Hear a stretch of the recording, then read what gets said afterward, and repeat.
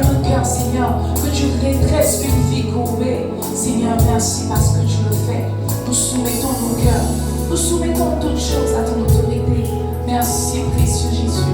Merci pour ta grâce. Merci pour ta présence. Merci, Saint-Esprit. Merci pour toutes choses.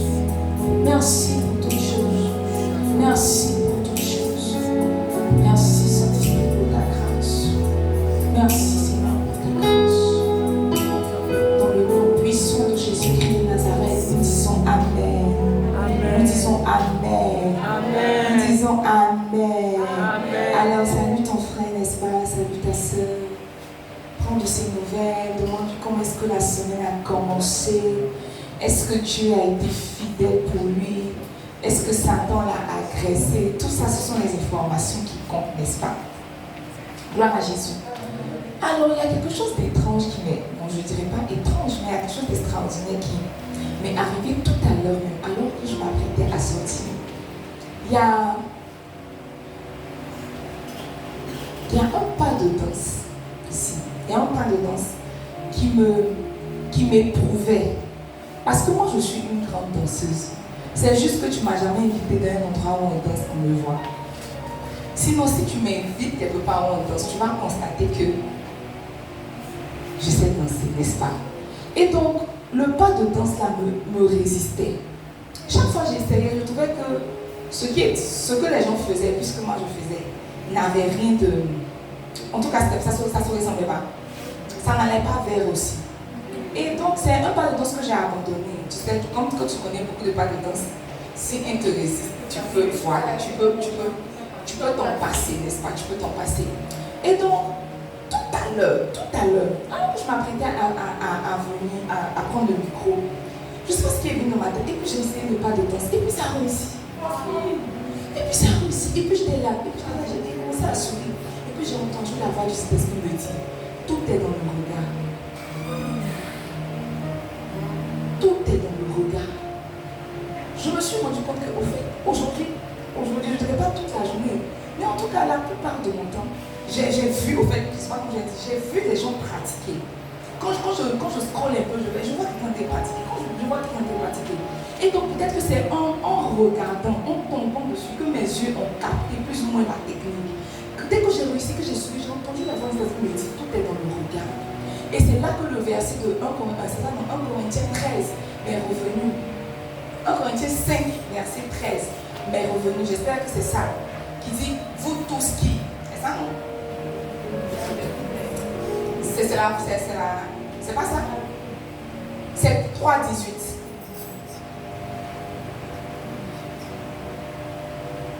C'est 3, 18. Mais c'est quoi? Il y a 18 dedans.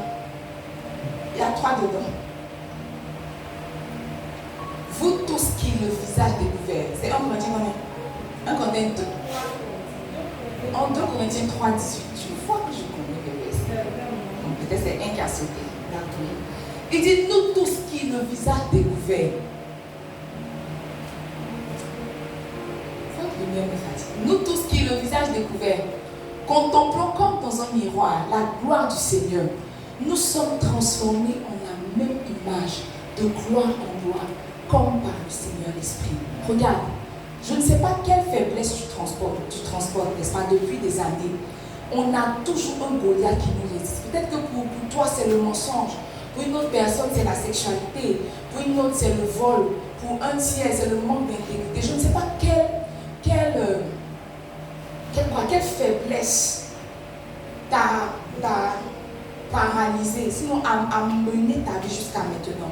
Mais tu vois, quand si tu peux laisser tes yeux contempler Jésus, si tu peux laisser tes yeux contempler Jésus, le temps que tu te rends compte, la faiblesse a disparu. Venez dans la présence de Dieu, que ce soit au culte, aux programmes spéciaux, que ce soit mardi, que ce soit dimanche. En fait, à force de faire ça, le temps que tu te rends compte, il y a des faiblesses que tu n'arrives pas à laisser, que tu vas finir par laisser. Parce que tout est dans le regard. À force de regarder, on finit par être transformé dans la même image. Alléluia. Alléluia. Donc, comme information officielle ce soir, je sais danser. Dis à ton voisin, elle sait danser. Non, si tu veux une démonstration, il faut m'inviter. C'est une invitation. Alors, nous sommes à notre mardi d'édification, notre premier mardi d'édification du mois de mai. Et comme on a l'habitude de le faire à l'église La Restauration, chaque mois nous entamons, nous traitons un nouveau thème. Et donc aujourd'hui est notre premier mardi du mois de mai. Nous allons commencer un nouveau thème.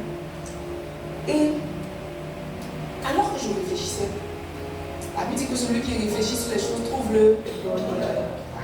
Donc alors que je réfléchissais afin de trouver le bonheur, je me suis rendu compte que vous voyez, en tant que chrétien, si on te dit en tant que chrétien, quels sont les grands défis de ta vie, sinon les défis majeurs de ta vie et de ton existence, tu dirais quoi? Il faut dire à ton voisin, puisque je suis loin de toi, je ne peux pas entendre. Quels sont tes défis, tes deux grands défis en tant que chrétien? Tes deux grands défis. Ton voisin te dira certainement un peu d'argent. C'est pas ça. Un autre te dirait quoi? La régularité. Mais en tant que chrétien, en fait, j'ai réalisé, sinon j'ai constaté que nous avons deux grands défis. Dis à ton frère deux grands défis. Dis-lui deux grands défis. Et ces défis-là sont des défis. Ces défis-là sont des défis à relever, coûte que coûte. Vous voyez, le premier défi consiste à apporter de la lumière et de la saveur à ce monde. C'est en ce sens que Jésus nous dit dans Matthieu, il dit, vous êtes le sel de la terre, vous êtes la lumière du monde. Donne-moi la référence. Matthieu 5, le verset 13, il dit, vous êtes le sel de la terre. Mais si le sel perd sa saveur, avec quoi la lui rendra-t-on? Il ne sert plus qu'à être jeté dehors et foulé aux pieds par les hommes. Le verset 14. Vous êtes la lumière du monde. Une ville située sur une montagne ne peut être cachée. Allons, verset 15. Et on n'allume pas une lampe pour la mettre sous le boisseau, mais on la met sur le chandelier et elle éclaire tous ceux qui sont dans la maison. Vous voyez, la Bible dit que nous sommes la lumière du monde, nous sommes le sel de la terre. Normalement, quand le monde te voit comme quelqu'un qui doit l'assaisonner. Quand le monde te voit comme quelqu'un qui peut l'éclairer, sinon qui doit l'éclairer. Maintenant, demande à ton voisin, est-ce que c'est le cas? Ton voisin dit quoi? Demande-lui bien, est-ce que c'est le cas? C'est toi qui as pris la saveur du monde ou bien c'est le monde qui a pris ta saveur? Il dit, vous êtes la lumière du monde, vous êtes le sel de la terre. Notre premier défi en tant que chrétien, en réalité, c'est d'apporter la lumière là où il y a les ténèbres. C'est d'apporter de la saveur là où il n'y a pas de saveur. Quand les gens sont tristes, quand les gens sont abattus, quand les gens sont malmenés par le diable, quand Dieu te fait rencontrer une personne comme ça, tu es censé lui redonner goût à la vie. C'est la raison pour laquelle Dieu te garde sur la terre. Sinon, quand tu as dit oui à Jésus et que tu as été baptisé, il pouvait t'enlever pour partir. Mais il te laisse sur la terre pour la première raison, c'est que tu apportes ta lumière à la terre et que tu lui donnes de ton goût, c'est-à-dire le goût de Jésus que tu as reçu. Normalement, c'est ce qui doit se faire. Et vous voyez, personne ne peut apporter la lumière sur la terre. Personne ne peut apporter de la saveur sur la terre tant qu'il n'a pas le cœur et le caractère de Jésus. C'est la raison pour laquelle tout le long du mois d'avril, nous sommes évertués à parler quoi? Du fruit de l'esprit. Parce que quand on parle de caractère, quand on parle de cœur de Jésus, on est en train de parler du fruit de l'esprit. Tout le mois de mai, nous avons parlé du fruit de l'esprit. Demande à ton voisin, tu étais où? Demande-lui, tu étais où? Demande à ton voisin, tu étais où? Demande à ton voisin, tu étais où? Le cœur et le caractère de Jésus nous sont donnés par le Saint-Esprit. C'est la raison pour laquelle on appelle le fruit de l'Esprit. Donc c'est le Saint-Esprit qui a la capacité de produire dans nos cœurs le cœur et le caractère de Jésus. Et quand ce fruit-là, et quand ces vertus-là, si vous voulez, ces valeurs sont arrivées à maturité, c'est là qu'on dit que tu manifestes un certain fruit. La deuxième raison pour laquelle Jésus te laisse sur la terre, c'est qu'au fait, tu es censé mettre fin aux œuvres de Satan. Tu n'es pas juste là pour mettre de la lumière et pour apporter de la saveur, mais tu es là aussi pour mettre fin aux œuvres de Satan. Parce que s'il y a une chose qui combat notre royaume, c'est-à-dire le royaume de Dieu, ce sont les œuvres de Satan. Je ne sais pas si tu le sais, mais je viens te rappeler ce soir que nous sommes en guerre. Je ne sais pas si tu le sais, mais je te rappelle ce soir que nous sommes en guerre. En 2011, je ne sais pas quel âge tu avais, mais si tu étais en Côte d'Ivoire, quand je parle de guerre, tu sais de quoi je parle. Nous sommes en guerre. Apocalypse nous dit quoi? Donne-moi Apocalypse. Apocalypse 12, le verset 12. Il dit quoi? C'est pourquoi réjouissez-vous, cieux, et vous qui habitez dans les cieux. Il dit malheur à la terre et à la mer, car le diable est descendu vers vous, animé d'une grande colère, sachant qu'il a peu de temps. Ce sont les chrétiens ceux qui pensent qu'ils ont assez de temps.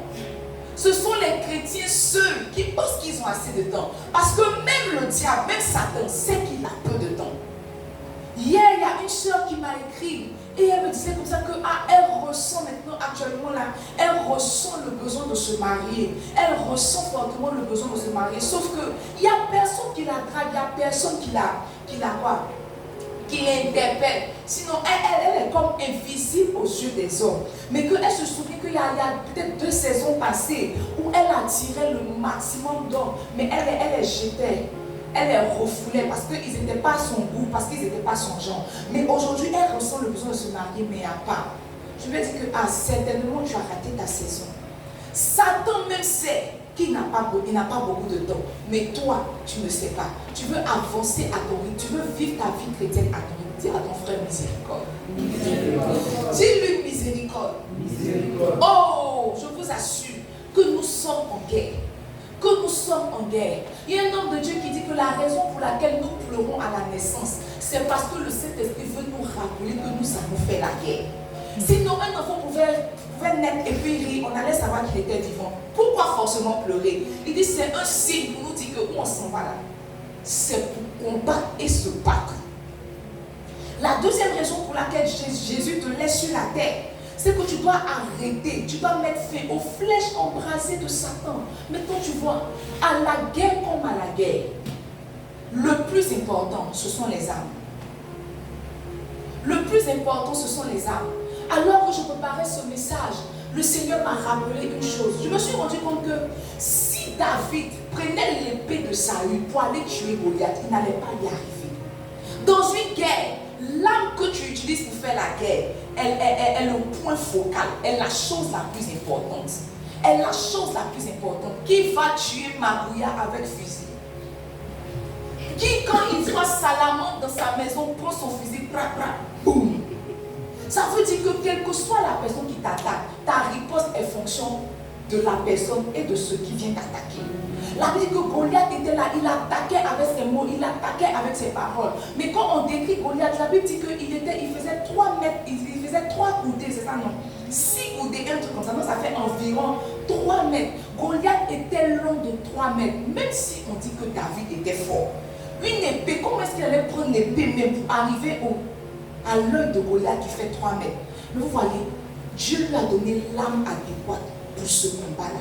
Là, dit qu'il a pris des pierres dans le torrent. 5 pierres. Les prédicateurs qu'on battait dans les programmes en 2006 disaient que ça faisait J-E-S-U, Jésus.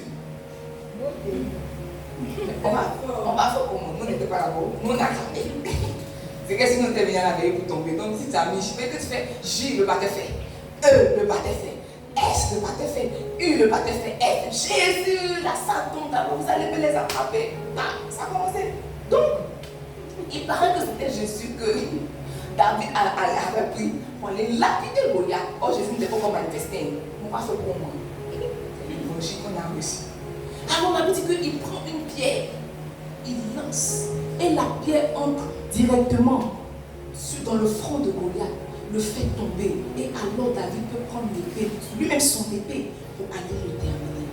À la guerre comme à la guerre, l'âme est importante. Et si le fruit de l'esprit nous permet d'apporter le sel, nous permet d'apporter la lumière dans le monde, les armes que Dieu nous a données pour pouvoir mettre fin aux flèches, sinon aux œuvres de Satan, ce sont les dons spirituels. Dis à ton frère le don spirituel. Dis à ton frère le don spirituel. Dis le don spirituel. Ce mois de mai, nous allons parler des dons spirituels. J'aime beaucoup le thème des dons spirituels parce que j'ai la ferme assurance qu'on ne peut pas parler de dons sans être équipé. J'ai la ferme assurance qu'on ne peut pas parler de dons sans en recevoir. On ne peut pas parler de dons sans être déclenché. Dis à ton frère que ce mois de mai, non, dis-lui avec vie, ce mois de mai, tu seras équipé. Dis-lui ce mois de mai, tu seras déclenché. Dis-lui ton feu s'allumera. Dis-lui ton feu s'allumera. Ce mois de mai, nous parlons des dons de l'esprit. Si le fruit de l'esprit nous est donné pour apporter de la lumière et du sel sur la terre, les dons de l'esprit nous sont donnés pour mettre fin aux œuvres de Satan. Je ne sais pas quelle œuvre de Satan résistait dans ta vie, mais je veux déclarer qu'à compter de ce soir, l'oppression et l'influence de Satan s'arrêtent au nom de Jésus-Christ. Alors que le Saint-Esprit t'équipe de ses dons, ce Goliath-là tombe et meurt. Alléluia. Alors nous sommes à notre premier mardi d'édification. Je veux commencer par donner les bases. Je veux commencer par introduire le thème. Moi je crois que quand un thème est compris, la suite pour l'appliquer est beaucoup plus facile. Ce soir, je veux donner, je veux poser les fondements en donnant des définitions, en parlant de caractéristiques, en chutant, d'après mon père spirituel, sur les vérités. Mais je peux t'assurer que les semaines à venir, tu seras équipé. Dis à ton frère, tu seras équipé. Tu seras équipé. Moi-même, je crois que je vais recevoir davantage de dons. Je crois. Je disais au Seigneur que merci pour les dons que tu m'as déjà donnés, mais je veux plus. Comment tu vas dire, et toi? Je veux plus, je veux plus, je veux plus, je veux plus. Je ne sais pas si disparaître comme Philippe est un don. Ça peut être un don, puisque dans les dons, il y a un don de miracle. Si ça doit se manifester, Seigneur, c'est ce mois de mai. Amen. Amen. Alors commençons par la définition. La Bible nous dit dans 1 Corinthiens 12, verset 1, c'est l'apôtre Paul qui parle à l'église de Corinthe et il dit concernant les dons spirituels, pour ce qui concerne les dons spirituels, je ne veux pas, frère, que vous soyez dans l'ignorance. Tu vois, on ne peut pas t'envoyer en guerre et puis c'est sur le champ de bataille, tu vas ouvrir ton sac pour voir si tu as pistolet, si tu as l'arme, si tu as caillou. On ne peut pas t'envoyer en guerre sans que tu ne saches quelle arme tu as. On te déploie, vous êtes déployés. Arrivé là-bas, tu as un ennemi comme Goliath, sauf que dans ta trousse, ils ont mis l'arme. C'est pour lui faire capable. Ou bien c'est pour faire quoi? C'est pour le tracer. Ou bien c'est pour faire quoi? Tu ne sais pas. Il dit en ce qui concerne les dons spirituels, moi je ne veux pas que vous soyez dans l'ignorance. Je veux que vous sachiez. Je veux que vous ayez de la connaissance. En ce qui concerne les dons spirituels, tu n'as pas le droit d'être dans l'ignorance. Dis à ton frère, tu n'as pas le droit d'être dans l'ignorance. C'est la raison pour laquelle tu ne dois manquer aucun mardi. Tu ne dois manquer aucun mardi, sinon tu seras dans l'ignorance. Et je t'assure que devant ton ennemi, tu vas ployer le genou. Et tu vas dire que hey, ya baba et yaki. Ya baba et yaki. Alors commençons par les définitions, n'est-ce pas? Le terme don est tiré du grec charisma, qui veut dire faveur, qui veut dire grâce, qui veut dire cadeau. Et spirituel parle de tout ce qui émane de l'esprit, n'est-ce pas? Tout ce qui émane du Saint-Esprit. Alors un don spirituel, sinon les dons spirituels, la première définition que je veux donner, c'est que ce sont des cadeaux que le Saint-Esprit donne à l'épouse de Jésus. Un don spirituel est un cadeau. Dis à ton frère, c'est un cadeau. Dis à ton frère que c'est un cadeau. Et tu vois, parce que c'est un cadeau, tu ne peux pas t'en prévaloir. Parce que c'est un cadeau, tu ne peux pas t'enorgueillir. Parce qu'on t'a donné et on te l'a donné gratuitement. C'est un cadeau. Le mot don n'a pas été mis en vain. C'est don parce que c'est don. C'est don parce que c'est cadeau. Dieu te donne, le Saint-Esprit te le donne de manière gratuite. Le Saint-Esprit te le donne, sinon te les donne de manière gratuite. Oh, dans ma carrière de pasteur, dans ma carrière de fidèle, dans ma carrière d'ouvrier, j'ai rencontré tellement de personnes qui n'arrivaient pas à manifester les dons spirituels parce qu'elles se sentaient indignes, parce qu'elles estimaient qu'elles n'avaient pas assez prié, parce qu'elles estimaient qu'elles n'avaient pas assez jeûné. Les chrétiens peuvent rentrer dans la présence de Dieu, pleurer, jeûner, prier, pleurer, jeûner, prier pour un don spirituel, sans réaliser, sans savoir qu'en réalité, qui parle de don, parle de cadeau. Dis à ton frère, c'est un cadeau. Dis-lui bien, c'est un cadeau. Il ne dépend ni de tes temps de jeûne, il ne dépend ni de tes temps de prière, il ne dépend même pas de ta consécration. Le Saint Dieu t'aime, n'est-ce pas? Dieu t'a aimé. Sinon Jésus t'a aimé, il t'a donné le Saint-Esprit. Et le Saint-Esprit t'a aimé, il t'a fait un cadeau qu'on appelle don spirituel. Je veux que tu mettes dans ton esprit, je veux que tu graves cela dans ta mémoire, qu'un don spirituel est un cadeau. Il n'y a pas d'effort à faire pour l'avoir. C'est un cadeau. Dis à ton frère, c'est un cadeau. Dis-lui, c'est un cadeau. Maintenant, donne-moi acte 2. Donne-moi acte 2. Je veux lire les versets 1, 2, 3 et 4. La Bible nous dit, le jour de la Pentecôte, ils étaient tous ensemble dans le même lieu. Allons. Tout à coup, il vint du ciel un bruit comme celui d'un vent impétueux et il remplit toute la maison où ils étaient assis. Verset 3. Des langues semblables à des langues de feu leur apparurent, séparées les unes des autres et se posèrent sur chacun d'eux. Verset 4. Et ils furent tous remplis du Saint-Esprit et se mit à parler en d'autres langues, selon que l'Esprit leur donnait de s'exprimer. Alléluia. Alléluia. Vous voyez, le nom que la Bible donne à ce qui s'est passé le jour de la Pentecôte dans Acte 2, c'est l'effusion de l'Esprit. C'est l'effusion de l'Esprit. Et qui parle d'effusion de l'Esprit, ne parle pas de naissance de l'Esprit, mais parle de manifestation de l'Esprit. Bien souvent, les gens pensent que c'est le jour de la Pentecôte que le Saint-Esprit est venu. C'est faux. Parce que le Saint-Esprit est Dieu. Il est là depuis le commencement. Le jour de la Pentecôte, c'était l'effusion. Et quand on parle d'effusion, on parle de manifestation. C'est le jour de la Pentecôte que le Saint-Esprit a pris plus ou moins, s'est donné une forme matérielle et a commencé à faire du bien à l'épouse de Jésus. C'est le jour de la Pentecôte que le Saint-Esprit s'est matérialisé comme un cadeau, sinon comme des cadeaux pour l'épouse de Jésus. Quand la Bible dit que quand tu acceptes Jésus comme Seigneur et Sauveur de ta vie, tu reçois son esprit et tu reçois son esprit pleinement. Maintenant, tu es d'accord avec moi que je peux être dans un endroit sans pour autant me manifester. Il y a des fois où moi j'arrive dans cette église, je suis dans le bureau, je suis enfermée, la lumière est éteinte, Jeanne ne peut jamais imaginer que je suis là. Elle va rentrer, elle va faire toutes ces choses, mais parce que je ne fais pas de bruit, elle ne sait pas que je suis là. Parce que je ne me manifeste pas, elle ne sait pas que je suis là. Donc ce n'est pas parce qu'il n'y a pas de manifestation qu'il n'y a pas de présence. Le jour de la Pentecôte, le Saint-Esprit s'est manifesté. Il était déjà là, mais le jour de la Pentecôte, il s'est manifesté. Et il s'est manifesté comment? En leur faisant des cadeaux. La Bible dit que tout à coup, alors qu'ils étaient en train de prier, tout à coup, la preuve même que c'est un cadeau. Ça veut dire que ce n'était pas prévu. Quand on te fait un cadeau, la plupart des cadeaux sont surprises. Tout à coup, ils ne s'attendaient pas à ça. Jésus leur a juste dit que, restez, je vais vous donner ce qui vous a été promis, n'est-ce pas? Mais ils ne s'attendaient pas à quelque chose de particulier. Ils s'attendaient peut-être pas au Saint-Esprit d'une autre manière. Mais la Bible dit que quand le Saint-Esprit est venu ce jour-là, il leur a fait des cadeaux. Et le premier cadeau qu'il leur a fait, c'est de parler en langue. La Bible dit qu'ils ont commencé à parler en langue. Ils ont commencé à parler en langue. Ils ont reçu un cadeau. Demande à ton frère, quel cadeau as-tu déjà reçu? Quel cadeau as-tu déjà reçu? Demande-lui bien, quel cadeau as-tu déjà reçu? C'est à ces cadeaux-là qu'on a donné le nom de don spirituel. Si tu manifestes un don spirituel ici, je veux t'interpeller sur le fait que tu n'as rien fait pour l'avoir.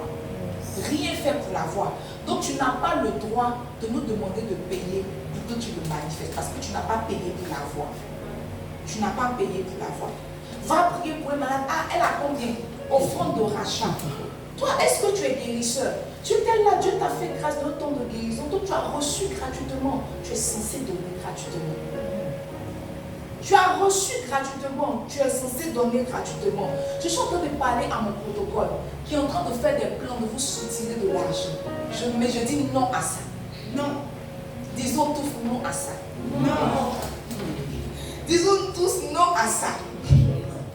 Alléluia. La deuxième définition que je veux que tu écrives relativement au don spirituel, c'est qu'un don spirituel est la manifestation du Saint-Esprit. Un don spirituel est la manifestation du Saint-Esprit. Au fait, il se manifeste pour te prouver à toi et pour prouver aux autres que le Saint-Esprit est là et qu'il est venu glorifier Jésus. Ils ne sont pas là pour prouver que tu es le plus grand, tu es le plus beau, tu es le plus fort. Non, ils sont là pour prouver que, en ce lieu, le Saint-Esprit est en mouvement. Et il est venu glorifier Jésus. Pas toi, il est venu glorifier Jésus. Quand tu entends parler de dons spirituels, mets dans ton esprit qu'il s'agit de la manifestation du Saint-Esprit. De la manifestation du Saint-Esprit. De la manifestation du Saint-Esprit. Alléluia. Alors, je veux poursuivre mon message en vous donnant quelques caractéristiques des dons spirituels. Après quoi, nous allons tomber dans quelques vérités que j'ai préparées et nous allons prier. Alors, la première caractéristique du don, c'est que le don est parfait. Dis à ton frère, le don est parfait. Dis-lui, le don est parfait. Maintenant, donne-moi Jacques 1, le verset 16. Je vais lire verset 16 et verset 17. La Bible nous dit: ne vous y trompez pas, mes frères bien-aimés. Toute grâce excellente et tout don parfait descend d'en haut du Père des Lumières, chez lequel il n'y a ni changement, ni onde de variation. Quand Dieu te donne une mesure de don, elle est parfaite. Elle est parfaite. Très souvent, on pense que peut-être que j'ai reçu le don de guérison. Maintenant, ma vie de prière va faire que mon don va grandir. C'est faux, les dons ne grandissent pas. C'est un abus de langage de dire que je vais aiguiser mon don. En réalité, c'est toi qui aiguises ton utilisation du don. Sinon, le don lui-même est déjà parfait. La Bible dit tout don parfait vient du Père de lumière. Chez Dieu, il n'y a ni changement ni onde de variation. Tout ce qu'il te donne à sa nature. Et parce qu'il ne change pas, il est parfait dans toutes ses voies. Le don est parfait. En réalité, le don a la nature de son donateur. Le don est parfait. Toi, tu grandis, n'est-ce pas? Tu grandis dans ta manière d'utiliser. Tu grandis dans ta maîtrise du don. Mais le don ne grandit pas. Quand Dieu te donne une portion, il te la donne de manière parfaite. Dis à ton frère, c'est déjà parfait. Dis à ton frère, c'est déjà parfait. Donne-moi 1 Corinthiens 12, le verset 7. La Bible dit: or à chacun, la manifestation de l'esprit est donnée pour l'utilité commune. La deuxième caractéristique du don, c'est que le don est pour l'utilité commune. Le don n'est pas pour toi. Le don est pour l'utilité commune, le don n'est pas pour toi. Je n'ai jamais vu un manguier qui mange de mangue. Quand un manguier produit des mangues, ce sont les hommes qui mangent les mangues. C'est comme ça, quand un homme produit les dons spirituels, c'est pour les autres, c'est pas pour lui. C'est pour ça que tu vas voir, quelqu'un peut être malade, très malade, et puis prier pour quelqu'un, la personne sera guérie. Tu vas dire que, toi-même, tu es malade, je ne veux pas que tu pries pour moi, alors que tu es en train de passer à côté de quelque chose. Parce que le don est pour l'utilité commune. Le don est pour l'utilité commune. La Bible nous dit dans Corinthiens, je ne sais plus lequel. Je crois que c'est 2 Corinthiens où Paul parlait de l'écharpe. C'est pas 13, il faut voir 12, mais 13, mais 14. Où il parlait de son écharpe. La Bible dit qu'il avait une plaie qui le fatiguait. Et il expliquait comme ça qu'il a crié à Dieu. Il dit plus de 3 fois j'ai crié à Dieu. Mais il m'a dit ma grâce te suffit. Mais la Bible dit que Paul partait quelque part. Et puis son mouchoir guérissait, n'est-ce pas?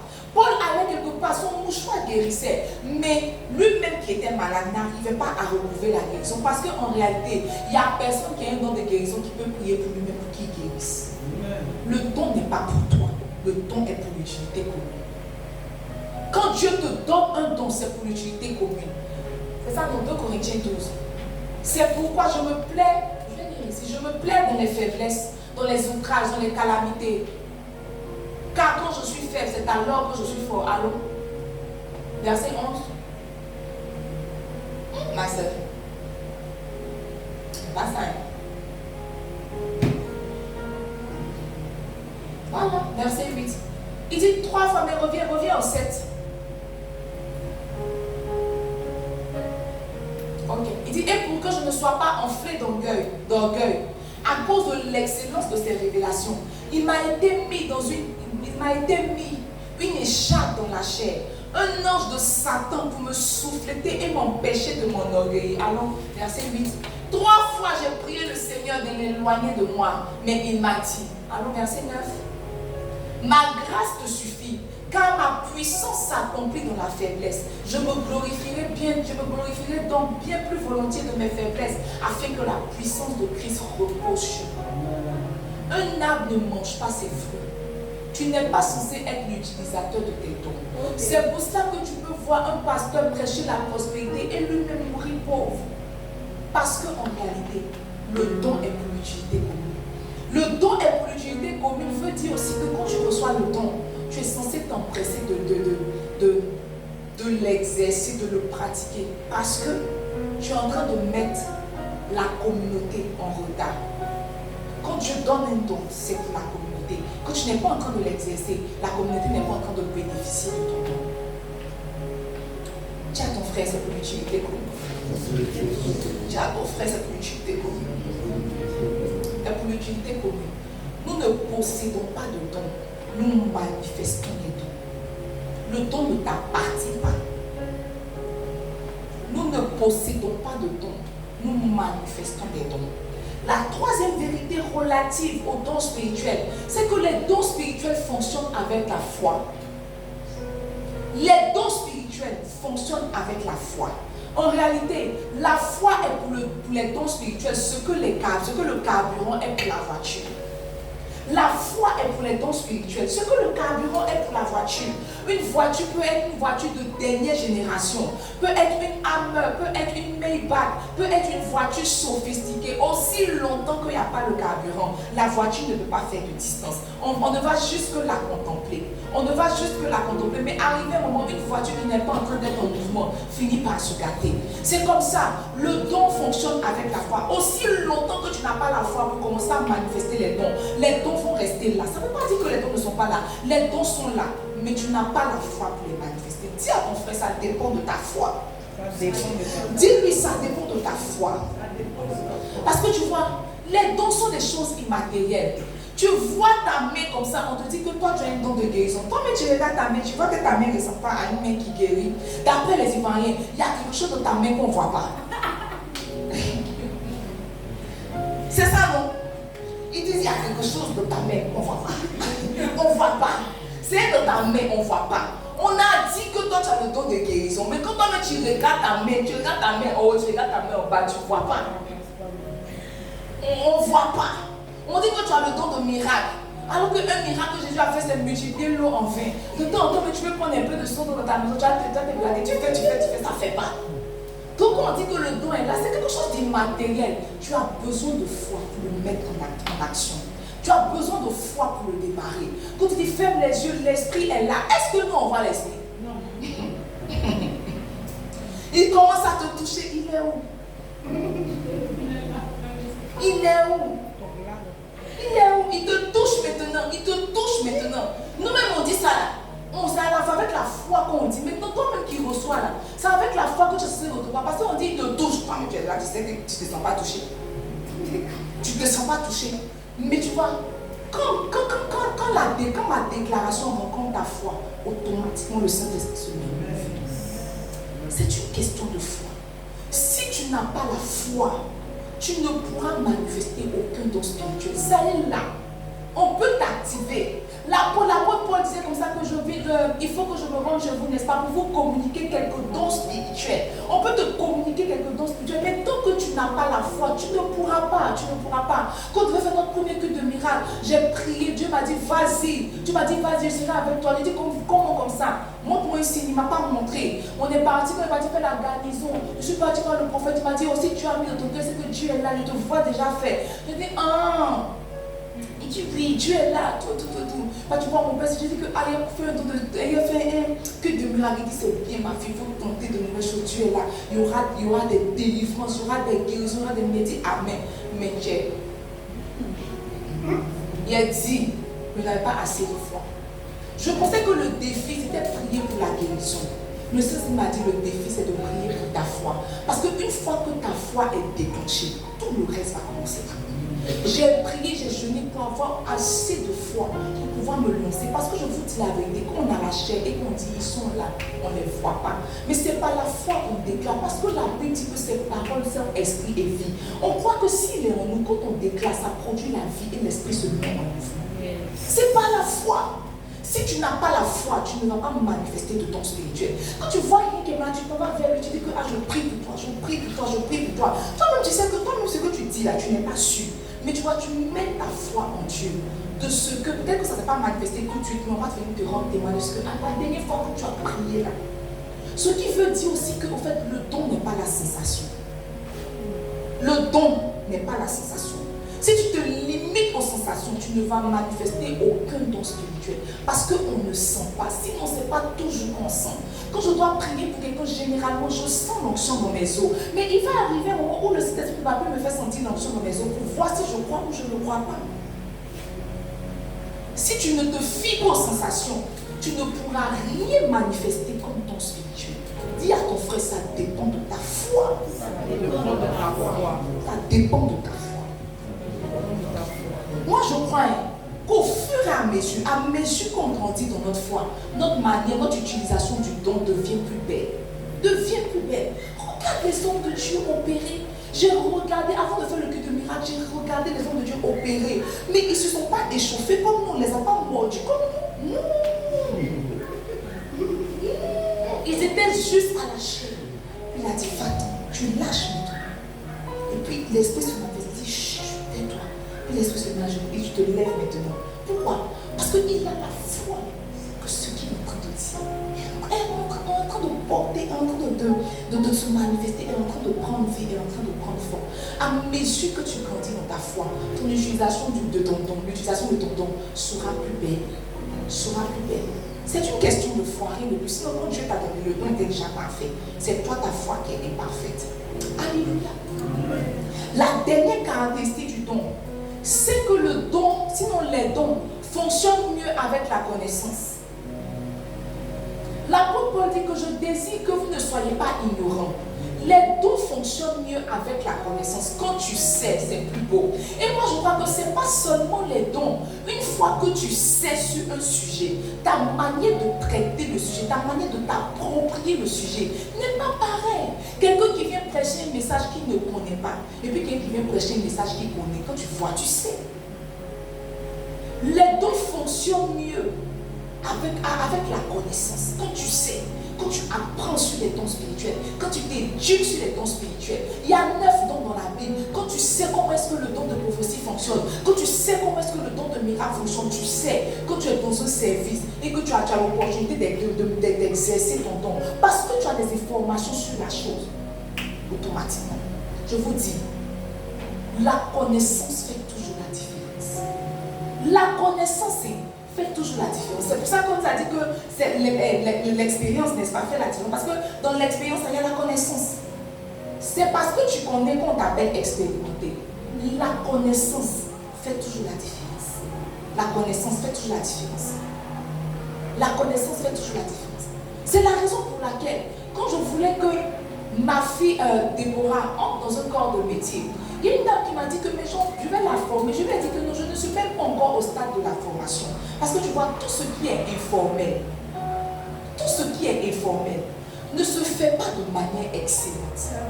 Si elle a la connaissance en français et en écrit, quand la pratique va venir, elle sera quelqu'un d'excellente. Mais si elle n'a que la pratique, où est ton diplôme, où est ta connaissance? Tu vas voir quelqu'un, il est mécanicien, il sait traiter les voitures, tout. Mais tu te dis, pourquoi il ne connaît pas? Il a appris sur le tas. Regarde la plupart des musiciens, regarde la plupart des chants. Il faut chanter quand ils chantent. Si on met la table qu'on met ici, là, avec les notes là, et le pianiste, et le batteur, et la chantre, ils vont regarder la table, ils ne savent pas, mais tu vois, c'est ce qui fait que leur don n'est pas excellent. Ils chantent pour chanter. Tu chantes quoi? Mais tu avais dit do, non? Non, descends d'un demi-ton. Elle ne sait pas après do c'est quoi, sinon avant do c'est quoi. Elle ne sait pas éduquer, elle ne sait pas. Elle ne sait pas qu'il y a les tons, il y a les demi-tons. Elle ne sait pas qu'il y a les cadences. Elle ne sait pas. Elle ne sait pas. Elle dit que faut faire ma longe là, un peu rapide. Mais elle ne sait pas que rapide là, peut-être que dans le jargon ça veut dire 4-4. Elle ne sait pas. Elle dit que mais faut faire comme les Ghanéens là. Mais elle ne sait pas que peut-être on appelle ça ILF. Elle ne sait pas que les sons un peu plus rythmés là. On appelle ça 6-8. Elle n'a pas la connaissance. Tout ce qu'elle sait faire, c'est pratiquer. La connaissance rend l'exercice du don excellent. Je ne sais pas quel don tu as. Je ne sais pas dans quel corps de métier tu es. Mais je t'en supplie, éduque-toi sur la chose. Moi, je ne suis pas né pasteur. On m'a pris en chemin pour faire de moi un pasteur. Parce que je suis devenu pasteur. Je m'éduque sur le ministère pastoral. Il ne s'agit pas que de venir s'arrêter à la chaire pour prêcher. Quand je m'éduquais, l'homme de Dieu a dit qu'au fait, prêcher est 20% du ministère pastoral. Mais si je ne m'étais pas éduquée, j'allais juste préparer des messages dimanche après dimanche, mardi après mardi, venir prêcher puis partir. C'est pour ça que tu vas voir des pasteurs, ils servent Jésus de tout leur cœur. Mais leur ministère est misérable parce qu'ils n'ont pas ajouté au don la connaissance. Dis à ton frère, apprends. Dis-lui, apprends. Dis-lui, apprends. Maintenant, tu vois, je vais partager avec toi quelques vérités. Après quoi, nous allons prier. Je pose les fondements aujourd'hui pour que nous puissions courir les semaines à venir. La première vérité que je partage avec toi, c'est que c'est vrai que les dons sont des cadeaux, mais les dons sont surtout des équipements. C'est vrai que les dons sont des cadeaux, mais les dons sont surtout des équipements. Depuis un certain moment, j'ai commencé à prier le Seigneur. Je lui ai demandé une certaine somme d'argent pour acheter à ma première fille un ordinateur. Parce que quand j'étais plus jeune, que j'avais 9 ans ou 10 ans, mon papa m'a offert mon premier ordinateur. Et vous voyez, quand les gens pensaient que c'était du gaspillage, dans la pensée de mon papa, c'était un investissement. Parce que tu vois, parce que j'avais l'ordinateur, j'ai appris à saisir. Parce que j'avais l'ordinateur, j'ai appris les fonctionnalités comme Word, comme Excel, comme PowerPoint. J'ai appris ces choses-là avant d'être jetée dans la vie active. Aujourd'hui, tu vas recruter une secrétaire. Elle a une licence en secrétariat. Tu dis, mais Excel, elle ne sait pas mettre Excel. Il faut former un texte. Sinon, il faut faire une mise en page. Elle n'arrive pas. Pourquoi? Parce qu'elle n'a pas compris que dans la chose, il y a l'équipement. Le don n'est pas qu'un cadeau. Le don t'a été donné pour t'équiper. Peut-être que quand ma fille va recevoir l'ordinateur, elle va se dire que maman m'a fait un cadeau, mais derrière moi, dans mon intention, je veux qu'elle ait de l'avance sur ses amis. Quand elle sera en 6e et qu'on dira cours d'informatique, elle saura déjà saisir un texte. Donc Dieu t'a donné comme un cadeau, il t'a présenté ça comme un cadeau. Mais derrière, la pensée derrière, c'est pour t'équiper pour un but. Dis à ton frère qu'un don est un équipement. Dis, c'est un équipement. Dis, c'est un équipement. Maintenant, tu vois, on n'équipe pas en vain. Ça nous introduit dans la deuxième vérité. On n'équipe pas en vain. On n'équipe pas en vain. S'il y a équipement, il y a mandat. S'il y a équipement, il y a mandat. La deuxième vérité que je veux partager avec toi, c'est qu'il n'y a pas de don sans mission de vie. Il n'y a pas. Il n'y a pas de don sans mission de vie. C'est nous les chrétiens qui pensons que les dons sont pour faire beau. Sont pour dire que, ma fille Jeanne d'Arc là, quand tu viens là, elle peut chasser ton démon. Sinon, ma fille Jeanne d'Arc, si elle est là, elle a arrêté, et qu'elle peut commencer à prophétiser ton avenir. Et puis Jeanne d'Arc va soulever ses épaules parce que c'est elle la prophétesse de l'aigresse. Ce sont nous les hommes qui pensons seulement que les dons c'est pour faire beau. C'est faux. Derrière le don, il y a un mandat. Il n'y a pas de don sans mission de vie. S'il y a don, il y a mandat. Dis à ton frère, s'il y a don, il y a mandat. Dis-lui, s'il y a don, il y a mandat. Maintenant, regarde. Les dons que tu manifestes sont un indicateur, sinon un indicatif de ce que Dieu veut faire avec toi. Et ce que Dieu veut faire avec toi sont un indicateur ou bien un indicatif des dons que tu vas manifester. Est-ce que je me fais comprendre? Peut-être que tu as reçu le don avant l'appel. Mais le don que tu reçois là est censé t'introduire tout de suite dans ton appel. Sinon, elle est censée te montrer quel type d'appel tu as. Et peut-être que tu as reçu l'appel avant de recevoir le don. Mais l'appel que tu reçois aussi te montre quel type de don tu vas manifester. Je me souviens d'une fois, on était allé à un programme et ils ont prophétisé sur ma soeur, la servante de Dieu, Malika, que tu auras un ministère de puissance. En fait, tu auras un ministère de puissance. Elle sait tout de suite que les dons qu'elle reçoit, ce n'est pas la parole de sagesse, ni la parole de connaissance. Elle sait qu'au moins minimum, quand on te dit que tu auras un ministère de puissance, on est en train de te dire que les dons qui vont marcher avec toi sont des dons de puissance. Donc peut-être que tu ne connais pas encore tes dons, mais juste ton appel peut te dire à quel don Dieu t'appelle, sinon quel don Dieu t'a donné. Et peut-être que tu ne connais pas encore ton appel, mais les dons que tu manifestes déjà peuvent te dire à quel ministère Dieu t'a appelé. Peuvent te dire à quel ministère Dieu t'a appelé.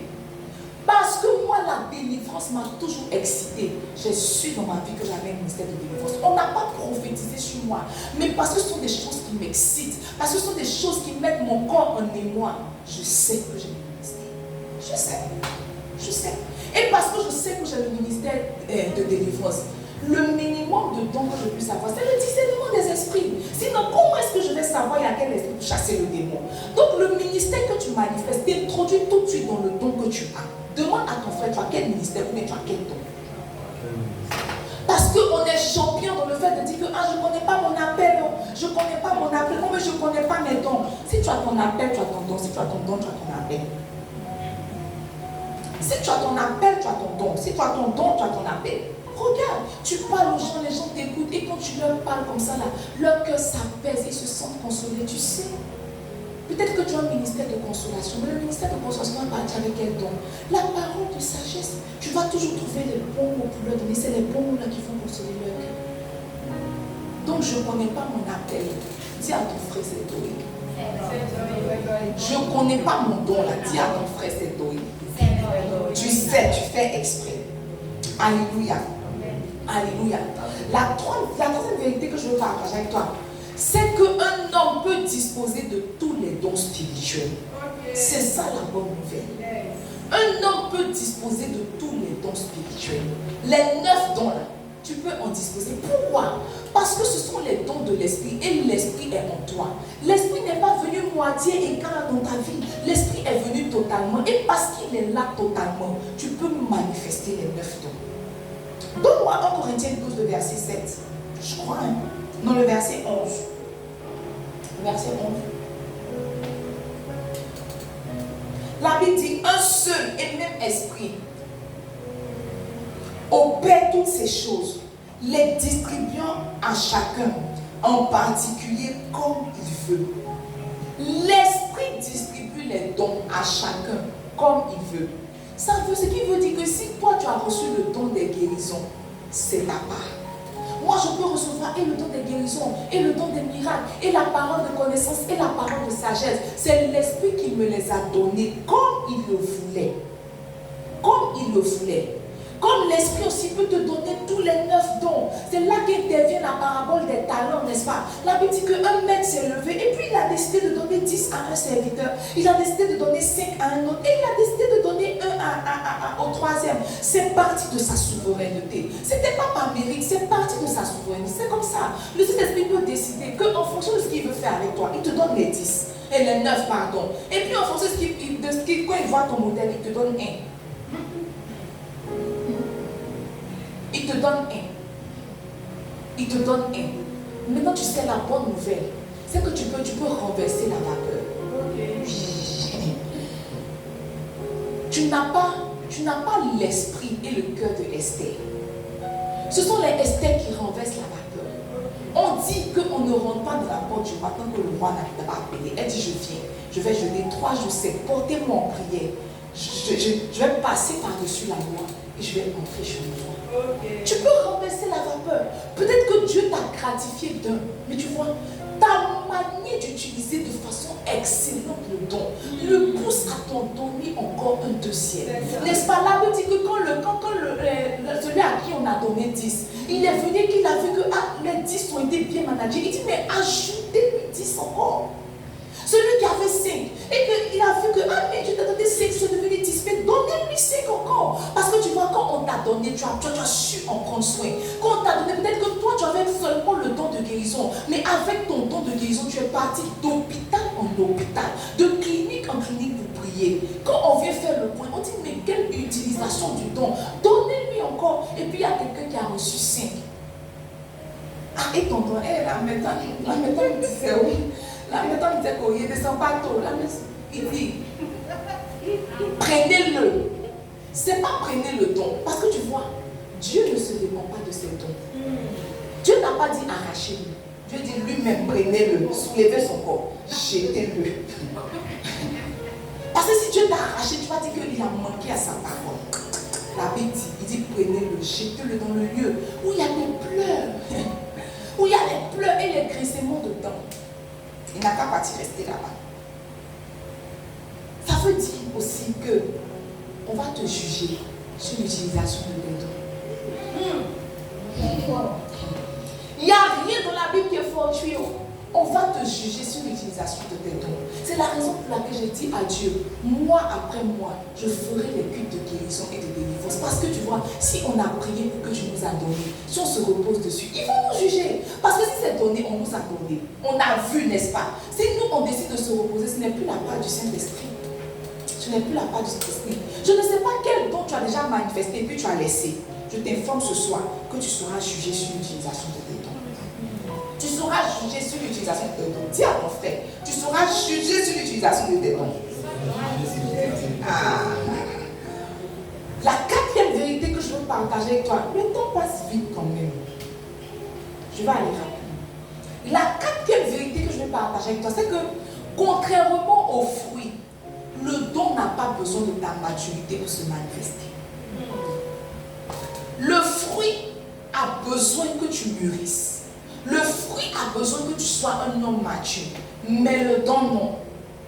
Et vous voyez, Samson en est la preuve palpable. Il n'était pas le plus saint d'Israël. Il était seulement le choisi. Mais le choisi n'était pas saint. Le choisi n'était pas consacré. Le choisi méprisait la part de Dieu dans sa vie. Mais tu vois, chaque fois qu'il devait accomplir un exploit, la Bible dit que l'Esprit de l'Éternel le saisit. Donc moi, juge, j'aime particulièrement cette portion d'écriture parce que quand j'étais jeune, c'est la première personne que, c'est la première personne dont j'ai étudié la vie. Et je me demandais que, mais pourquoi lui là, il se comporte comme ça et puis Dieu fait les choses avec lui. Mais je me suis rendu compte, la Bible de Samson descendit, juge 14, je lis à partir du verset 5. Samson descendit avec son père et sa mère à Timna. Lorsqu'ils arrivaient aux vignes de Timna, voici, un jeune lion rugissant vient à sa rencontre. Mon Dieu, verset 6, la Bible dit, l'Esprit de l'Éternel saisit Samson. On les appelle les dons spirituels, ce sont les dons de l'Esprit. Donc si l'Esprit de l'Éternel le saisit, naturellement le don va se manifester. L'Esprit de l'Éternel saisit Samson. Ça nous révèle aussi que Samson était un homme ordinaire. Quand on regarde, quand on fait des études, en fait, si tu regardez sur Google, vous allez voir, on nous présente Samson comme quelqu'un de petit. C'est ce qui faisait sa particularité. Parce que s'il ressemblait à Goliath, sa forme, son apparence allait excuser les espoirs qu'il faisait. Mais tu vois, Samson était un homme vil comme toi et moi. Mais la Bible dit que quand l'Esprit de l'Éternel le saisissait, la Bible dit que sans rien avoir à la main, Samson déchira le lion comme on déchire un chevreau. Tu sais, t'approcher du lion, il faut du courage. Pour t'approcher du lion, il faut du courage. Mais la Bible dit, en plus de s'approcher, Samson prend le lion, il le déchire. La Bible n'a pas dit qu'il le tue. Il n'y a aucun mot dans la Bible qui est vain. La Bible dit qu'il le déchire. Il a pris le lion et il l'a déchiré comme on déchire du papier. Parce que moi, l'Esprit de l'Éternel l'avait saisi. Mais tu vois, quand l'Esprit de l'Éternel le laissait, il dormait avec les prostituées. Quand l'Esprit de l'Éternel le laissait, il dormait avec les prostituées. C'est pour cela qu'on nous accuse, nous tous. On nous met tous dans le même lot. On dit, mais ce sont les pasteurs-là, ce sont les arnaqueurs. Ce sont les pasteurs-là, ils sortent avec les petites. Mais tu vois, la manifestation du don n'a rien à voir avec le cœur de Dieu. C'est un don. Je t'ai offert une voiture. Ce que tu fais de la voiture, c'est toi qui gères parce que je t'ai donné. Je t'ai offert une chaussure. Et je vois que à chaussure là, tu as protégé, tu vas au Tidi, jamais tu dis lève ma chaussure, lève ma chaussure. Mais ça, c'est pas donné. D'après ma fille, donner, c'est donner. Reprendre, c'est voler. Est-ce que tu t'as dit chaussures à tes chaussures de se poser? Moi, je t'ai donné chaussures. Maintenant, où tu portes pour partir là? Je ne sais pas. Si je t'ai donné un habit que tu as pris pour aller voir ton gars, est-ce que moi, le pasteur, je suis coupable?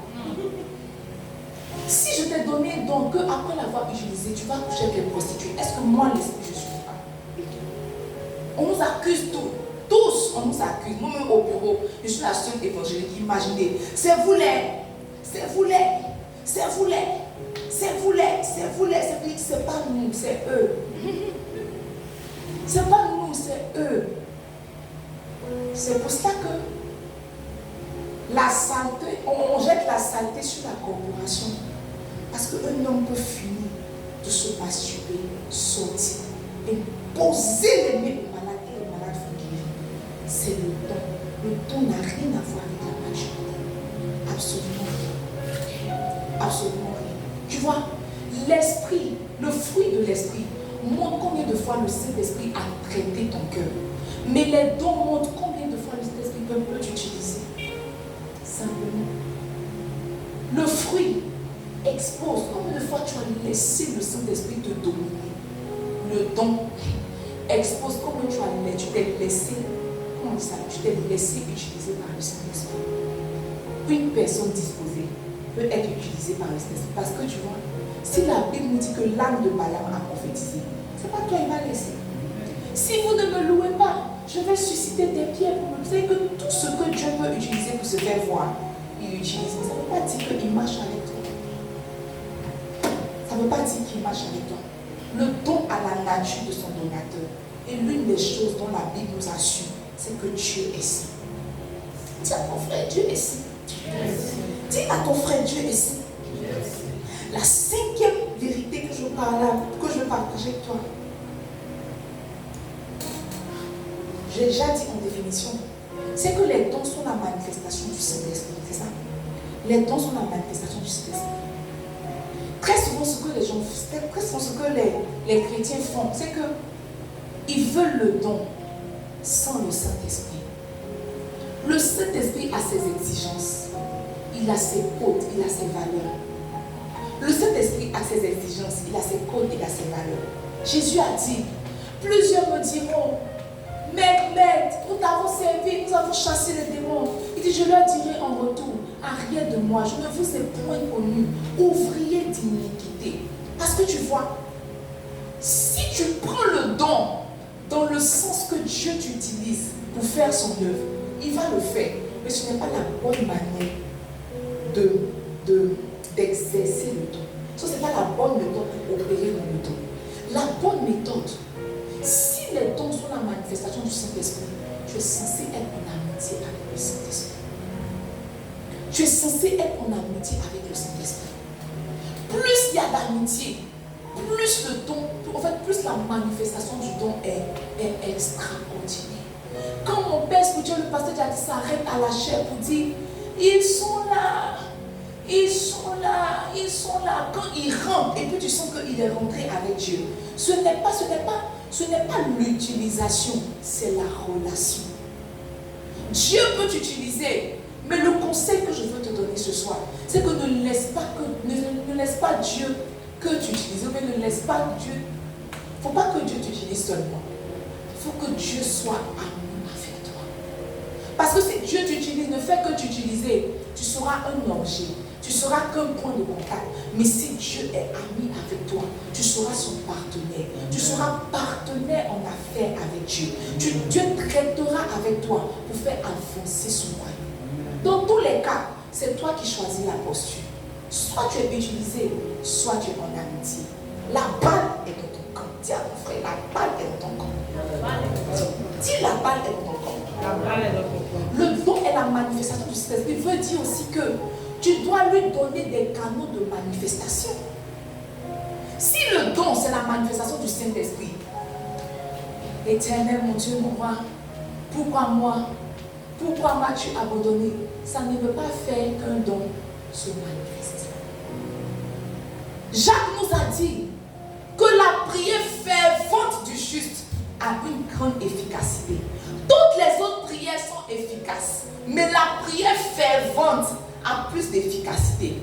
Toutes les prières sont bonnes, mais je veux croire que dans la chambre haute, ils étaient pas en train de faire oh, Jesus is gone, Jésus est parti. Et puis tu vois, quand moi j'ai demandé à l'ange quand est-ce qu'il va revenir, tu as vu comme il m'a parlé. Il m'a dit, c'est pas à vous de connaître ces choses. Regarde l'ange aussi guindé. Un ange guindé. Nous on a marché avec Jésus. Est-ce que l'ange sait qu'avant de mourir, Jésus a lavé nos pieds? L'ange ne sait pas. Voilà Jean qui répond, est-ce que l'ange a déjà vu la poitrine de Jésus? Mais moi je me couchais, j'entendais les battements de son cœur. Qui est-il pour nous dire, ce n'est pas à vous de connaître ces choses. D'ailleurs, eux-mêmes, ce n'est pas à eux de connaître ces choses. Dans la chambre haute, ils n'étaient pas en train de faire le point de leur vie. La Bible dit qu'ils étaient dans une atmosphère de prière. Il y a des dispositions qui font que les dons se manifestent. On ne peut pas faire réunion de couple pour gérer vos blessures de cœur. Et puis quelqu'un va tomber. Même si on dit que le Saint-Esprit veut se manifester. Ah! Même si on dit que le Saint-Esprit veut se manifester, même si on dit qu'il a trop envie que la terre le voie, même si on dit, tu es censé créer les canaux de manifestation. Tu es censé créer les canaux de manifestation. Quand quelqu'un me dit qu'il ne rencontre pas Dieu, que Dieu ne rencontre pas là, c'est pas que Dieu ne veut pas te rencontrer, mais tu n'as pas créé le canal. Toujours quand tu es sur ton lit là, tu pleures. Do you love me? Do you love me? Seigneur, je ne sens plus que tu m'aimes. Seigneur, et tes promesses, ce que tu m'avais dit, vas-tu l'accomplir? La Bible est déjà claire dessus. Ce que sa bouche dit, sa main l'accomplit. Quand toi tu prends une heure pour pleurer, tu sais là. L'esprit n'a pas se manifester comme ça monte. Quand ton lit se lève, je suis avec toi. Si c'est écrit dans la Bible que tu n'as pas cru, même quand ça va sonner dans la maison, tu ne vas pas croire. Tu ne vas pas croire. Le père Abraham a dit qu'ils ont les Moïse, ils ont les prophètes sur la terre. S'ils n'ont pas écouté, c'est pas quand tu vas envoyer Lazare, ils vont écouter. Il y a des sujets sur lesquels Dieu est déjà clair. Il dit, je connais les projets que j'ai formés pour toi, des projets de bonheur et non de malheur, afin de te donner un avenir et de l'espérance. Si tu es dans le malheur, tu sais automatiquement que ce n'est pas Dieu. Seigneur, es-tu dans la situation? Si tu es là, que mon pied bouge. Et tu prends rendez-vous avec toi, tu dis tu veux me voir, je te reçois, sinon que la mère, je ne sens pas ma relation avec Dieu. Mais tu vois, je suis le pasteur. Je suis obligé de t'écouter. Parce qu'une relation que toi tu ne sens pas, moi qui suis externe, comment vais-je la sentir? Il faut donner l'opportunité au Saint-Esprit de se manifester. Si on n'avait jamais fait de culte de guérison, tu n'allais jamais savoir que tu pouvais chasser un démon. Il faut donner l'opportunité au Saint-Esprit de se manifester. Peut-être qu'un jour tu es parti à une prière, on t'a dit que tu as le don de guérison. Tu as dit ok. Mais tu n'es jamais allé au CHU pour prier pour un malade. Toujours tu es là, Seigneur. Où est-ce que tu me veux? Seigneur, où est-ce que tu m'envoies? Les années passent, mais on t'a déjà donné un indice. Est-ce que tu as déjà exercé? Tu n'as jamais exercé. Oh, Dieu t'appelle dans les affaires, tu vas prospérer. Tu as déjà fait une affaire, non. Même ton fils, tu n'as pas fait. Mais tu vois, moi, ma vie là, tu connais les promesses de Dieu sur ma vie. On ne connaît pas. Le monde attend la révélation, pas les promesses. Le monde attend la révélation. Quand il n'y a pas de révélation, nous, on ne voit pas. Nous, on ne voit pas. On ne voit pas. Tu nous as dit que Dieu est avec toi. Mais quand on regarde ta vie ressemble à quelqu'un avec qui Satan est. Mais nous, on va dire quoi? Tu nous as su que dans le lieu secret, vous vous rencontrez. Quand il y a intimité, il y a grossesse. Voir l'intimité qui ne produit pas de grossesse, là, ça veut dire qu'il n'y a pas d'intimité. Laissons les femmes qui s'arrangent à ne pas prendre de grossesse. Sinon, chaque mois, il y a un temps où il y a un peu on peut prendre grossesse. Chaque mois. Quand il y a intimité, il y a grossesse. Ton intimité avec Dieu qui ne produit rien n'est pas une intimité. Il faut me croire. Il faut me croire. Peut-être que tu peux ne pas me croire, mais il faut me croire. S'il y a intimité, il doit avoir fruit. Une intimité qui ne produit rien n'est pas une intimité. Peut-être que dans la relation, tu es le seul qui se sent. Il y a des personnes qui sont en relation et puis toi tu es en relation avec lui, mais lui n'est pas en relation avec toi. Saint-Esprit est là, alors qu'il n'est pas là. Je vous assure, il ne peut pas passer un temps dans la présence de Dieu, puis Dieu ne va pas me parler, puis il est sorti. Jean-Yann me dit que, il ne me dit pas. Si tu es là, il faut me montrer que tu es là. Si tu es là, il faut me parler. Si tu es là, dis-moi quelque chose de nouveau. Parle-moi. Fais-moi sentir que tu es là. Dieu ne peut pas espérer que tu sois là. Tu es là ou tu n'es pas là. Si tu es là, on veut te voir. Seigneur a chanté, nous voulons te voir. Nous voulons te vivre. À quel moment tu vas commencer à vivre Dieu? Tu as quel âge? Ton âge passe. Les années avancent. Tu n'as pas encore commencé à vivre Dieu. Mais tu vois, tu te consoles avec un semblant d'intimité. Quand il y a intimité, il y a fruit. Il y a fruit.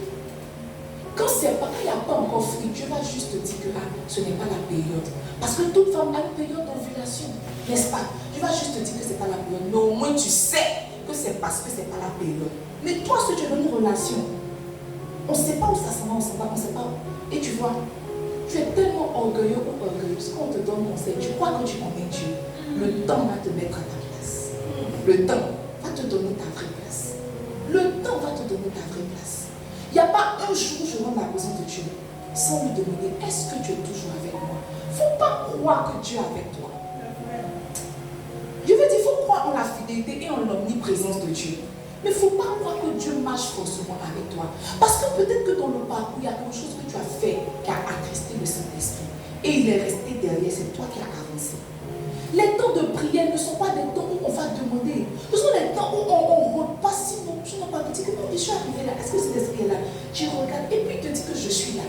Mais toi, si tu dis, oh, tu es là, tu es là, tu es là, tu es là. Oui, je crois que tu es là. Parce que ta parole a dit. Sa parole a dit quoi? C'est sa même parole qui a dit, il ne faut pas faire que tu as fait. Fais attention. Faut dire à ton frère, fais attention. Faut lui dire, fais attention. Il ne faut pas avoir un semblant de relation avec Dieu. Non. Il ne faut pas avoir un semblant de relation avec Dieu. Si moi je rentre dans la présence de Dieu, que je suis amer, je ne vais pas commencer à parler. Je vais dire à Dieu que je suis amer. Voici la raison de mon amertume. Je n'ai pas apprécié et ça me blesse. Peut-être que la personne ne comprend pas. Mais une des caractéristiques que Jésus nous a dit, c'est que tu es le consolateur. Console mon cœur. Tu ne consoles pas mon cœur, on ne quitte pas ici. Pourquoi je me promène avec l'amertume? Pourquoi? Et peut-être que tu vas te dire que c'est de l'hypocrisie, mais tu vois, il y a des batailles qui ne se gagnent que toi et le Saint-Esprit. Tout le reste. Paul dit, je regarde toutes les choses comme de la boue. À cause de quoi? L'excellence de la connaissance de Christ. C'est l'excellence de la connaissance de Christ là, qui fait que tu regardes toutes les autres choses là, comme de la boue. Qui peut tenir dans ce monde où nous sommes sans soutien du Saint-Esprit? Personne ne peut tenir. Mais comment tu t'assures que le Saint-Esprit est là? Regarde comment ta vie est difficile. Regarde ton âge avance, ta vie est difficile. Et tu te fais croire à toi-même que Dieu est avec toi. Un jour, le bishop Benny Dad a prêché. Il était venu chez mon père spirituel, je ne vais jamais oublier. C'était le dimanche de la première conférence Grand Réveil. Et il a prêché un message. Il dit, peut-être que Dieu t'a envoyé à Boaké. Mais en partant, tu t'es trompé, tu as pris la route du plateau, la bretelle du plateau là. Tu es parti et tu vois que les panneaux indicateurs sont en train de te montrer que tu vas à Bassin. Peut-être que tu es arrivé loin. Mais tu vois, si tu continues comme ça, tu ne vas jamais arriver à Boaké. Mais si tu rebrousses chemin et que tu prends la bonne voie, tu vas arriver à Boaké, mais en retard. L'essentiel, tu es arrivé à Boaké. C'est tout ce que j'ai retenu de ce message. Et ça m'a touché. Souvent, il faut revenir. Souvent, il faut rentrer en toi-même. Qu'est-ce qui faisait la particularité de David? C'est qu'il avait la capacité de rentrer en lui-même, de se remettre en question. Tu ne te remets jamais en question et tu veux plus de Dieu. Tu ne te remets jamais en question et tu pries Dieu que ta vie avance. Mais tu vois, Dieu n'est pas en train de faire une course de vitesse avec nous. Il est dans la course de fond. Une leçon que tu n'as pas apprise, vous êtes dessus. Vous êtes dessus jusqu'à ce que tu apprennes. C'est ton âge qui avance. Lui, il s'appelle l'Éternel. Tu vas apprendre de gré de force, sinon il n'y a pas de prochaine étape. Mais tu fais semblant de courir, tu t'épuises. Mais quand on regarde, tu n'as pas avancé. Tu n'as pas avancé. Mais tu es tellement orgueilleuse, tu es tellement orgueilleux que tu penses. Mais s'il y a intimité, il y a résultat. S'il y a intimité, il y a résultat. Quand Paul a crié à Dieu, c'est Dieu qui lui a dit que c'est moi qui t'ai mis une écharpe. Dieu, c'est pas Dieu. Dieu lui a dit, c'est moi qui t'ai mis une écharpe pour te garder humble à cause des révélations que je te donne. Alors il a gardé sa plaie. Au moins que Dieu te dise que c'est lui qui te blesse. Mais tu ne sais pas si c'est Dieu, tu ne sais pas si c'est Satan. Et tu dis que Dieu est avec toi. Tu nous mens. Mais tu mens à qui? Ce n'est pas nous. Ta vie, c'est ta vie. Quand nous tous sommes ici, on s'est rassemblés. Mais va arriver 1h de la nuit où tu seras seul face à toi-même. Tu connais ta vie. Tu connais tes combats. Tu connais tes réalités. Dieu est notre seul juge. Nous tous, on se regarde en dessous. Mais c'est Dieu qui pèse le cœur et les reins. Dis à ton frère, sois vrai. La dernière vérité que je partage avec toi, et ce rapidement, c'est que les 9 dons de l'esprit, ça veut dire qu'il y a 9. Les 9 dons de l'esprit sont pour révéler que Dieu est vivant et qu'il n'est pas une idole. Dieu est vivant et qu'il n'est pas une idole. À ce que je sache, tous les autres dieux sont muets. Zangbeton est muet. Namio est muet. On avait des voisins à l'époque quand j'étais en famille qui faisaient ça. Je ne vais pas dire non les qui ont. Mais tous les 12 heures là. Nigana. Nous aussi on chantait. Nigana, c'est pas moi qui se dit de nous initier. Dieu a eu pitié de nous. Nigana. C'est eux qui parlaient à Bouddha. Bouddha ne leur parlait pas. Mais notre Dieu n'est pas une idole. Notre Dieu parle. Et c'est pour ça que les dons spirituels sont là, n'est-ce pas? Donne-moi 1 Corinthiens 12, verset 7 à 10. On va finir ici. Le temps est avancé. La Bible dit, or à chacun, la manifestation de l'esprit est donnée pour l'utilité commune. Verset 8. En effet, à l'un est donné par l'esprit une parole de sagesse. À un autre, une parole de connaissance. Ce sont les dons spirituels qui sont là, selon le même esprit. Allons, verset 9. À un autre, la foi par le même esprit. À un autre, le don des guérisons par le même esprit. Verset 10. Un autre, le don d'opérer des miracles. À un autre, la prophétie. À un autre, le discernement des esprits. À un autre, la diversité des langues. Et à un autre, l'interprétation des langues. Alors, sachez que les dons, il y a 9 dons. Et ces 9 dons-là sont classifiés, sinon sont catégorisés. C'est ça, catégorisés. Sont classifiés en 3 catégories de 3 dons. Je ne sais pas si je m'exprime correctement. Les 9 dons sont classifiés en 3 catégories de 3. Donc 3 fois 3, ça fait OK. Donc, quand on les classifie, on se rend compte qu'il y a les dons vocaux qui attraient à la voix. Il y a les dons de puissance qui attraient à la puissance. Et il y a les dons de révélation qui attraient à la révélation. Alors je vais les citer rapidement. Et puis à partir de la semaine prochaine, nous allons commencer à les traiter. Et au fur et à mesure qu'on sera en train de les décortiquer, tu pourras identifier plus ou moins les dons que tu manifestes sans le savoir. Tu sais que tu peux manifester un don sans le savoir. Parce que tu vois, quand l'esprit saisissait Samson et qu'il déchirait la gueule du lion, c'était un don de miracle. Mais si Paul n'avait pas mis de nom dessus, on ne saurait pas que ça s'appelle don de miracle. Il y a des dons que tu manifestes sans que tu ne saches même que c'est un don. Comme l'apôtre Paul dit qu'il ne veut pas que nous soyons ignorants, tu sauras tes dons ce mois-là. Et si tu n'as pas encore manifesté un don, ce mois de mai, tu vas nous manifester des dons spirituels au nom de Jésus. Alléluia. Amen. Alors, les dons vocaux sont là pour nous montrer que Dieu parle, qu'il a une bouche, que Dieu parle. Au nom des dons vocaux, il y a la diversité des langues, l'interprétation des langues et la prophétie. Ça veut dire que si tu n'as pas de bouche, tu ne peux pas opérer de ces dons-là. En d'autres termes, un beau ne peut pas avoir le don de prophétie. Mais peut-être qu'il a ça, mais ça ne peut pas prophétie. Les dons vocaux, on parle de la voix. Tu n'as pas de voix, tu as quel don? Quelqu'un te parle, non, toi tu as donné l'interprétation.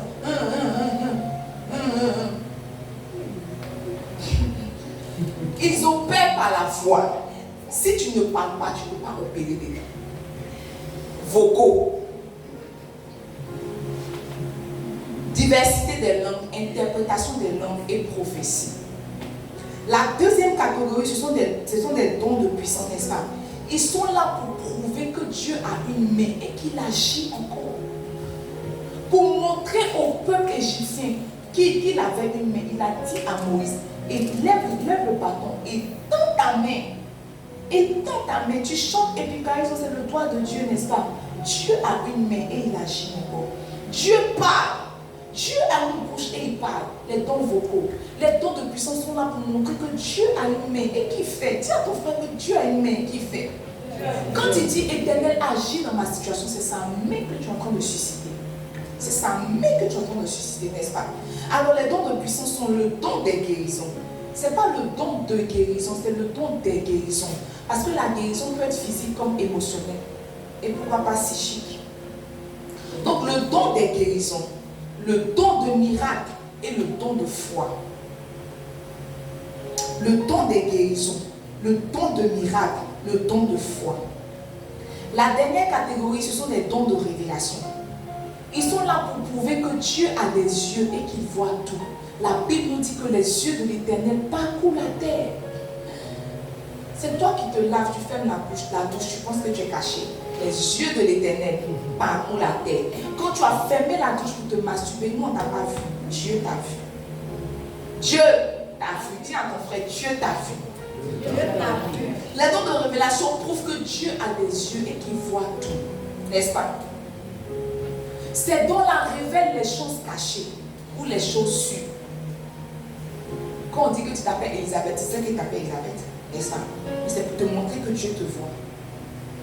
Donc ces dons-là sont là pour révéler les choses cachées ou les choses, ou pour mettre le doigt sur les choses sûres, n'est-ce pas?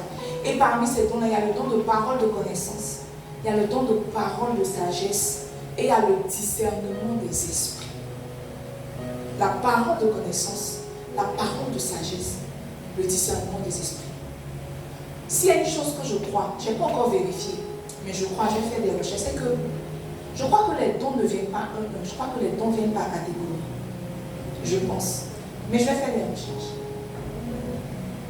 Mais je pense que les dons viennent par catégorie. Ce n'est pas en vain, ce n'est pas de manière vaine qu'on les a catégorisés. Parce que si quelqu'un parle en langue, la Bible dit que quand l'autre interprète, ça veut dire que au fait, les dons là viennent en lot. Mais on va vérifier ça. Je vais faire des recherches. Et puis on se retrouve ici. N'est-ce pas? N'est-ce pas? Et je veux chuter ici. Vous voyez, sans les dons, on ne peut pas croire que Dieu existe. On dit au monde qu'on a un Dieu puissant. Mais le monde veut voir que notre Dieu est puissant. Pour croire que notre Dieu est puissant. Souvent, on a l'impression que le monde nous persécute, mais en réalité, le monde ne demande qu'à voir ce que Dieu peut faire. Juste ça. Le monde veut juste voir. Quand, par exemple, tu es parmi eux, et puis on te dit que c'est vous là, c'est vous là. Si tu dis, je déclare que la terre s'ouvre comme au temps de Akan, et puis la terre s'ouvre, ils vont douter de ton Dieu. Ok. Je ne pense pas que le monde soit incrédule. Je pense que le monde n'a pas encore vu la puissance de Dieu. Et c'est pour ça que les dons spirituels nous sont donnés. C'est la raison pour laquelle les dons spirituels nous sont donnés. Je t'en supplie. Nous avons entamé ce thème-là aujourd'hui. Mais ne l'écoute pas juste pour passer à autre chose. L'apôtre Paul nous a dit aspirer au don. On aspire au don. On prie Dieu pour les dons spirituels. Ce soir, nous allons prier, n'est-ce pas? Les semaines à venir, nous allons tenter d'en savoir plus. Mais ce soir, je veux que tu pries pour les portions, sinon la portion que tu as déjà reçue. Prie le Seigneur. Dis, oh, tu veux être candidat. Tu veux recevoir les dons. Tu veux que tes dons soient manifestés. Tu veux que tes dons soient déclenchés. Dis-lui, Seigneur, ne me rate pas cette saison. Ne me rate pas cette saison. Alors que je suis en train de travailler sur la qualité de mon cœur et le fruit qu'il peut produire, je veux aussi que tu ne me rates pas. Que tu ne me rates pas. Que ton Saint-Esprit se manifeste à travers moi. Est-ce que quelqu'un peut prier? Dis-lui, Seigneur, fais-moi un cadeau ce soir. Sinon, révèle-moi le cadeau que tu m'as déjà fait. Fais-moi un cadeau. Seigneur, si les dons ne dépendent pas de nos efforts, nous te prions, fais-nous des cadeaux. Seigneur, il y a des cadeaux qui nous sont donnés de manière volontaire, mais il y a des cadeaux qu'on demande et qui nous sont accordés. Et ce soir, nous te demandons, fais-nous des cadeaux, fais-nous des grâces. Nous voulons manifester ta présence, nous voulons manifester ta puissance. Nous voulons qu'à travers nous, le monde voit que notre Dieu est vivant, qu'il parle, qu'il agit, qu'il voit, qu'il est présent, qu'il est là, qu'il n'est pas mort, qu'il est présent, qu'il est là, qu'il n'est pas mort. Seigneur, oh, le souvenir de ta présence ne peut pas se limiter qu'à la Pâque. Tu es présent, et nous voulons être des cadeaux par lesquels tu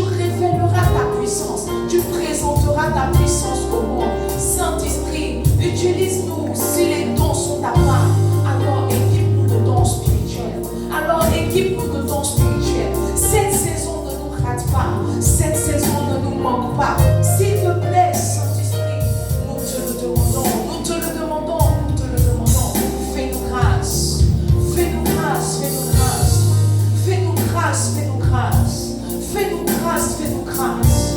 Fais-nous grâce, fais-nous grâce, fais-nous grâce. Fais-nous grâce, fais-nous grâce. Fais-nous grâce, Jésus, fais-nous grâce. Équipe-nous de ton spirituel. Équipe-nous de ton spirituel. Équipe-nous de ton spirituel. Équipe-nous de ton spirituel. Équipe-nous de ton spirituel. Équipe-nous de ton spirituel. Équipe-nous de ton spirituel. Fais-nous grâce. Fais-nous grâce. Fais-nous grâce. Fais-nous grâce. Merci Jésus. Merci pour ta fidélité. Au nom de Jésus-Christ de Nazareth, nous disons tous Amen. Amen. Nous disons tous Amen. Alors, tu vas préparer ton offrande, tu vas prendre ton offrande et tu vas venir semer sur ce message.